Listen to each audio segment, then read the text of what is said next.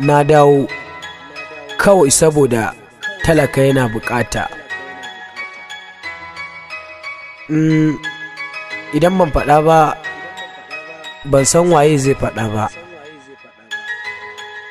dole ne in yi magana saboda na yi politician dan kawai a gyara. Na zo na tsara mai country sun ce fitsara, da na gane ba su so sai kawai na bar hasara. A dare ina ta barci Allah ya ban basira, na tashi na maza na ɗauki alƙalam na fara.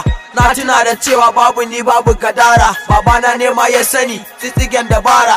Tun ina firamari wannan aikin na fara, a hankali tunanina ne ya sani na tsara. Amma the mean of that ubangiji tabara, a lokacin muna yara komai muka fara. Sai ka ji ana batun yara na asarar lokaci ko ta dukiya na fara. Ka mai da hankali rayuwarka ka amfana, ka tsai da zuciyarka tsam ka bar batun sinana. 'Yan mata a zamanin ga sun fi so su shana, shi yasa suke da ra'ayi ban so in tona. 1999 ce ku duba, a lokacin aka suna gidan kanin su buba. Wannan ranar da kun kaji a nan na samu ɗanba, a lokacin Kano muna cikin zaman lumana.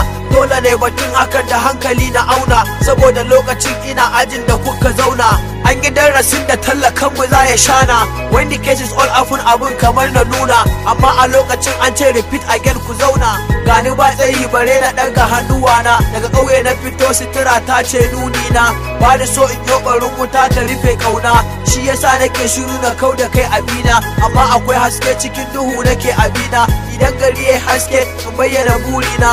abin nufi a nan shine duk wani mai aikata laifi a cikin duhu yake ɓuya, amma idan ya samu ƙwarin gwiwa daga matasa in bayyana komai yake yi. Sani sarki ne, wannan shine na biyu, na uku na nan zuwa.